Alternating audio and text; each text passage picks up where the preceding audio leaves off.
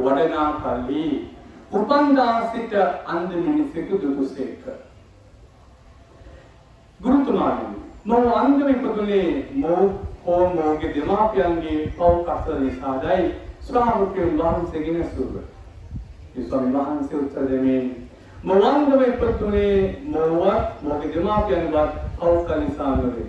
ඒත් මේ හිත කොටගෙන දෙවියන් වහන්සේගේ බලය මොහොත තුළ ප්‍රකාශ වන්නේය. දිවා කාලයේ තිබෙන තුරුමා ඒවා වඩා දැන් වහන්සේ කියා අප විසින් කළ යුතුය. රාත්‍රී කාලයේ පැමිණි එවිට කිසිවෙකුට ක්‍රියා කළ නොහැකිය. මම ලෝකයේ සිටිනතුරු ලෝකේ ආලෝකෙමි පදාලසේක. මෙසේ කියන වහන්සේ බිමට කෙල ගසා ඒ මඩ පිටක් සාදා ඔගෙන් නෙත්වල ගල්වා කොසිලවම් කොටුනෙන් සෝදා ගන්න යදාලසේක. සිලවම් යන්නේ අර්ථය එවලක් දෙයන්නේ. එවිට ඔවුගොස් සෝදා පැනීම ලබා ආපසු පැමිණියේ. අසල්වාසියෝද පෙර ඔහු සිංහල දුටු අයද මේ අර සිංහල ඉඳගෙන සිංහාකෑ මිනිසා නොවේ දැයසුව. මේ ඔහුමයයි සමහරු කීය. නැත්නම් නොවේ. ඔහුට සමාන අන් අයිකයි වෙනත් අය කීය. ඒත් මම ඒ මිනිසායයි ඔහු කීය. එසේනම් නුඹට ඇස් පෑදුවේ කෙසේ? ඔහුගේ නැසුව.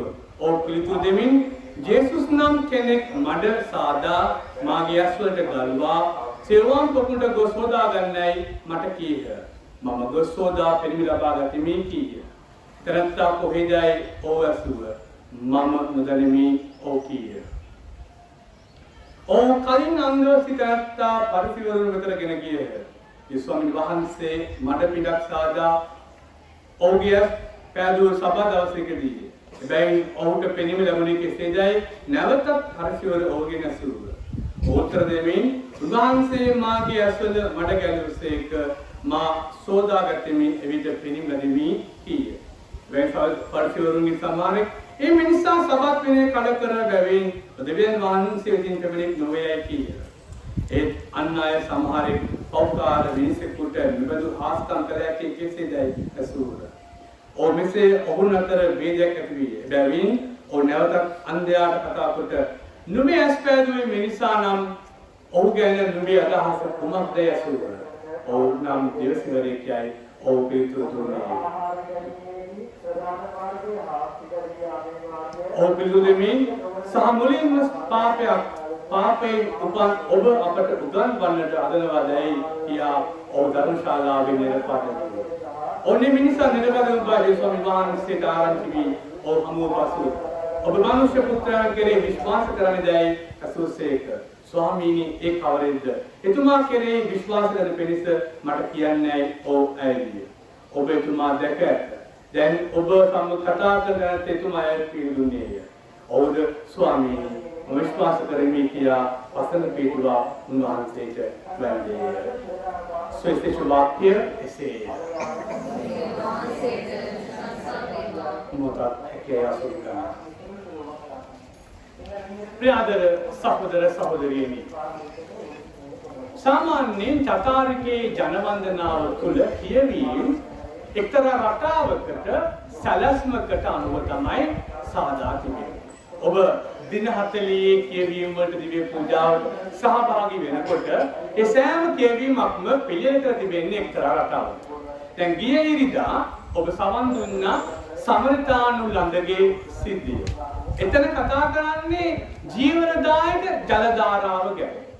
මේ ඉරිදා අපි කතා කරනවා අන්ධයාට පෙනීම ලැබීම ගැන. උන්වහන්සේ ලෝකේ ආලෝකය ගැන කතා කරනවා. ලබන ඉරිදා ලාසරස්ව මරණය නැගිටවීම කතා කරනවා.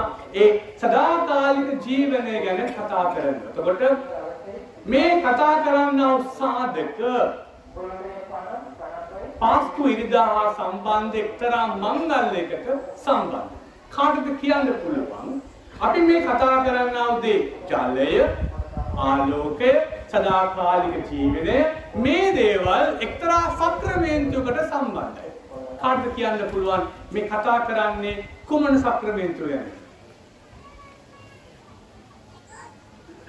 කාටද කියන්න පුළුවන් මේ පාස්කු ඉරිදා දින අපි සමරන්නා එක්තරා යථාර්ථයකට සම්බන්ධ සක්‍රමේන්තු වල කොටස්. කාටද කියන්නේ?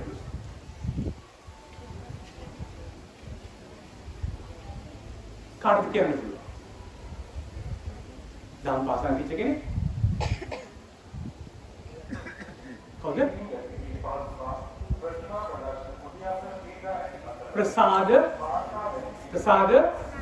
ප්‍රසාද ස්නාපනය කියන්නා වූ බලගත්තු සක්‍රමේන්තුව ගැනයි මේ කතා කරන්නේ. මොකදදුවේ මුල් කිතුණු සභාවේ ප්‍රසාද ස්ථාපනය ලබන කෙනෙක් සූදානම් වීම සුළුපටු කාර්යයක් නොවේ. අවුරුදු 3ක් විතර කාර්යය ගන්න. ඒ අවුරුදු 3 කාර්යය මේ ජනවන්දනාවේ මෙන්න මේ ඉරිදා තුන කතා කරන්නා වූ විශේෂ කියවීම් හරහා තමයි සූදානම් කිරීම වන්නේ. එතකොට සමරිතානුස්ත්‍රය ගැන කතා කරද්දී ජීවනදායක ජල ධාරා ප්‍රසාද ස්නාපනයේ ප්‍රධාන සාධකයක් තමයි ජලයෙන් සෝදා පවිත්‍ර කිරීම. ඒතර අද අපි කතා කරනවා ආලෝකය පාස්කු ඉතිපහනේ ආලෝකය. ලබන ඉරිදා සදාකාලික ජීවනය ආලෝකයෙන් එක්ක සදාකාලික ජීවනය. එතකොට මේ කියවීම අනුසාරයෙන් ප්‍රසාද ස්නාපන ලබන්නා වූ අය පාස්කු පුරාන්ත දේවමේදී ප්‍රසාද ස්නාපනය සඳහා සූදානම් කිරීමේ පිළිවෙත තමයි මේ අපි ගත කරන්නේ. දැන් අද පළමු කියවීම තිබුණා සලමෝනේ එක සාමුවේලගේ පොතෙන් ගත්තා වූ පාඩයක් දාවිද් රජුරුවන්ව ආලේප කිරීම. ඔබට මතක ඇති පාද නමස්කාර එක්තරා ස්ථානයක මම කතා කරා දාවිද් රජුරුවන් පිළිබඳව. ඒ සම්බන්ධ සිද්ධිය තමයි මේ තියෙන්නේ. දාවිද් රජුරුවන්ව දෙවියන් වහන්සේ ආලේප කරනවා අනාගත ඊශ්වා ජනතාවගේ රජ හැටියට. මෙතනදී අපි දකිනවා දෙවියන් වහන්සේ කාගේවත් බාහිර ලස්සන හෝ ප්‍රමාණය බලන්නේ නැතුව අනාගතයේ සඳහා ආලේප කිරීම. මතක තියාගන්න මිනිසුන් දකින්න දෙයට වඩා වැඩි යමක් දැකිය යුතුය කියන සංකල්පය පැහැදිලි. එතකොට සාමුවෙල් හිතුවේ මේ දාවිද්ගේ සහෝදරයන් අතර කෙනෙක්වත් වෙයි කියලා නෑ. ඊට වඩා ගැඹුරු දෙයක් ගැන ඉඟි කරනවා දෙවියන් වහන්සේගේ තෝරා ගැනීම තුල. එතකොට අපිට පේන දේ නෙමෙයි දෙවියන් වහන්සේගේ සැලැස්ම තුල අපිට දක්නට ලැබෙන්නේ. අපිට දෙවන පිළිතුරු ගියේ අපිට හමු වෙනවා දාවිද්ගේ ගීතය, ගීතාවලි සුන්ගින් ගීතය, සමිදානෝ මාගේ එදේරානෝයි කියන අපි හැමෝම දන්නා ගීතාවලියේ කොටස. දැන් මේ ගීතාවලියේ කොටස දාවිද්ගේ ගීතය තුළින් දිව්‍ය සංරක්ෂණය දෙවියන් වහන්සේගේ සංරක්ෂණය ආදරය ගැලවීම කැඳවීම කොහොමද තියෙන්නේ? ඒ මොන වගේද කියන එක දාවිද් සමිදානෝ මාගේ එදේරානෝයි කියනා ගීතේ ලස්සනට විග්‍රහ කරනවා. ඊට දෙවෙනි කියවීම අපිට හමු වෙනවා එපිසිලිපේ ආලෝකයේ දරුවන් ගැන. ආලෝකයේ දරුවන්ගේ ජීවිත මොන වගේද කියන දාන කරනවා. ඒක තියෙනවා අක්තර වාක්‍යයක්. නිදා සිටින ඔබ මේ මොහොතේ නිදි කිර කිරා ඉන්නා වූ නිදා සිටින ඔබ අවදිවන්න. නිදා සිටින නිදි කිරා සිටින ඔබ අවදිවන්න. මරණින් නැගිටින්න. මරණින්ෙන් නැගිටින්න. එවිට ක්‍රිස්තුන් වහන්සේ ඔබගේ ආලෝකය වනසේක. එතකොට නිදාගෙන ඉන්න අයට උන්වහන්සේ ආලෝකය වෙනවද? ඒක ඔබ තීරණය කරන්න. අවදිව ඉන්නා අයට උන්වහන්සේ ඔබගේ ආලෝකය වනසේක. නිදාගෙන සිටින අය අවදි වී සිටිය මන්ද වහන්සේ ඔබේ ආලෝකය වන නිසා. සුවිශේෂ පාඨය අපි හැමෝම දන්නා වූ යෝහන් තුමාගේ සුවිශේෂයේ අන්ධයාට පෙනීම ලබා දීමේ ප්‍රාතිහාර්යය තමයි අපිට හමුවන්නේ. මොකද මේ යෝහන් තුමාගේ සුවිශේෂයේ ප්‍රාතිහාර්ය 7යි තියෙන්නේ.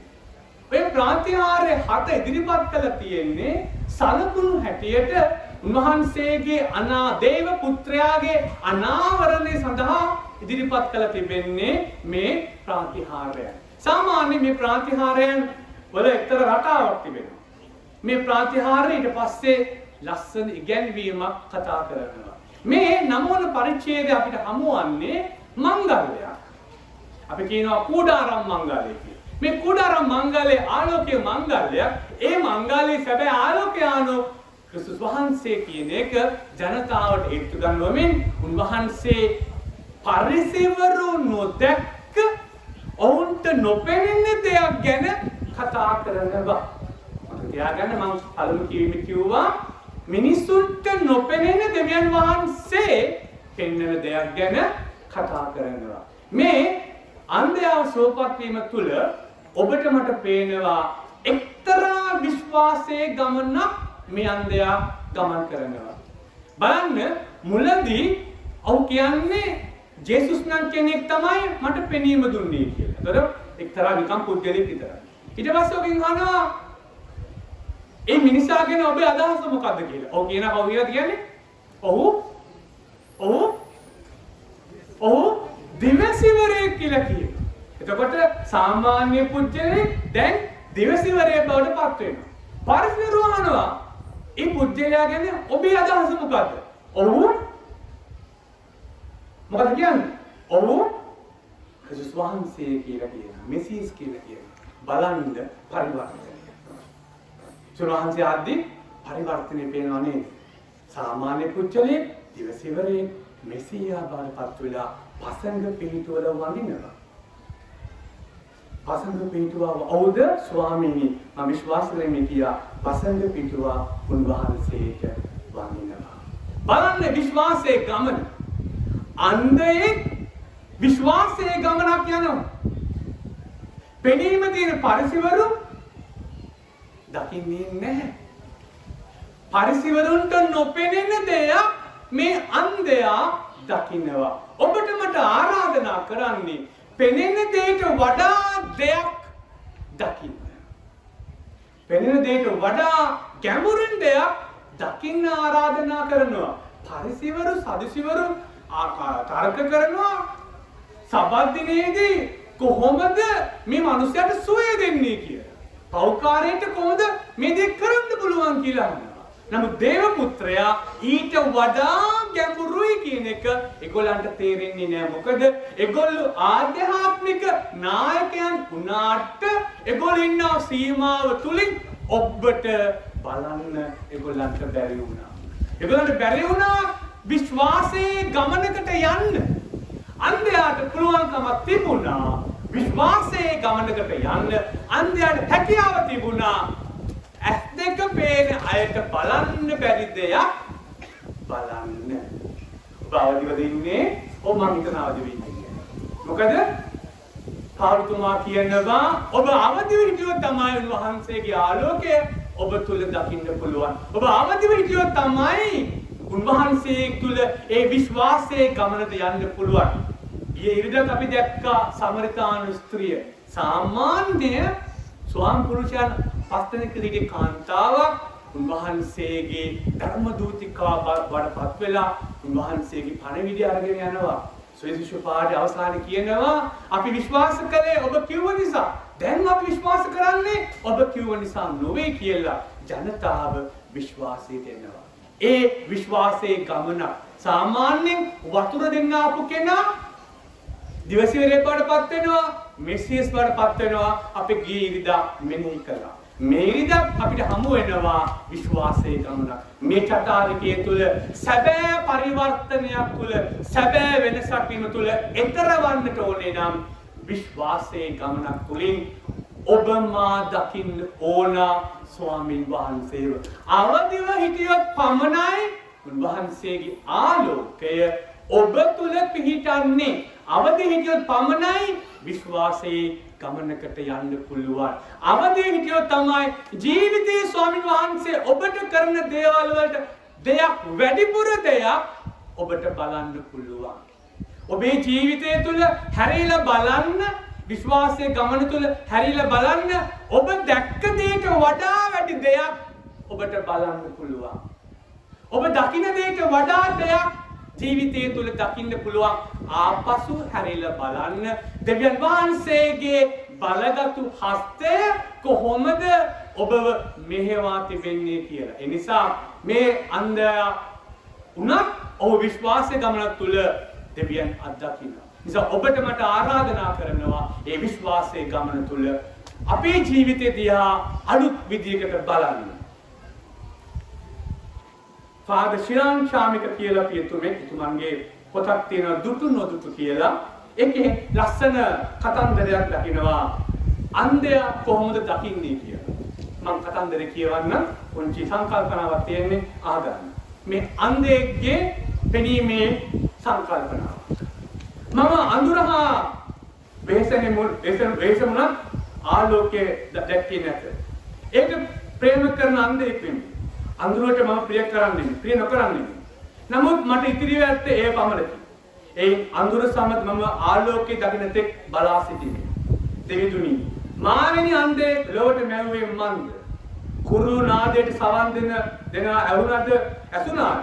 මට ඒ ලස්සන කුරුල්ලන් දකින්න ලැබෙන්නේ නැත. මල් පෙත්තක සුමුදුව ඇඟිලි තුඩු අගට දැනුණද මා එහි මනහර බව දැක්කේ නැත. හිරු සඳු තරු මට පමණක් ආලෝක නොදෙන්නේ මන්ද? ඔබ මා දකින්න එකම කැඩපත අඳුරේ. එබැවින් කිසිදාක මම දකින්නේ නැත. දෙවිදුනි පවසන්න මම කවුරුන්ද? ඔබ නිහඬව ඉන්නේ ඇයි? මට වැටහෙන්නේ නැත. මා මවන විට ඇස් දෙකක් දෙන්නට ඔබට අප අමතක වුණාද? කියන්න දෙවිදුනි ඇයි මා අන්ධව උපන්නේ? අහෝ බොහෝ අය ඔබ නැතයි පවසන නමුත් ඔබ ඇතයි අන්ධ වූ මම විශ්වාස කරමි. මට ඔබව නොපෙනෙන්නේ අන්ධ නිසායි. නමුත් ඇස් පෙනෙන මිනිස්සුන්ට ඔබ නොපෙනෙන්නේ ඇයිදයි මට ප්‍රශ්නයකි.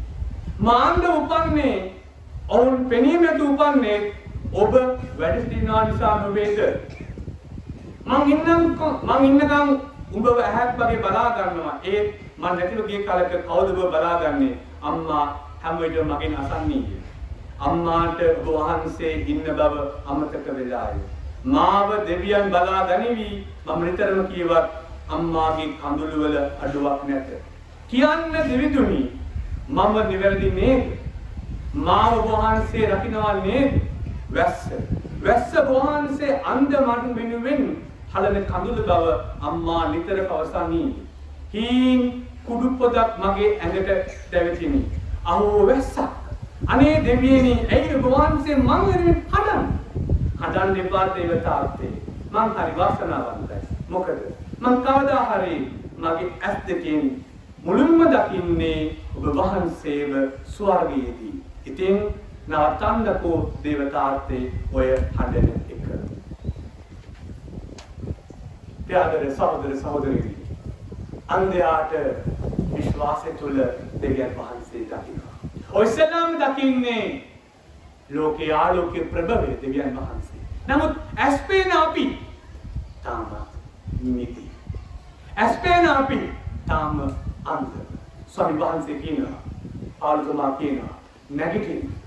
උන්වහන්සේගේ ආලෝකය ඔබ තුලින් ප්‍රකාශ වෙනවා. අවදි වන්න. උන්වහන්සේගේ ආලෝකය ඔබේ ජීවිතේ ප්‍රකාශ වෙනවා.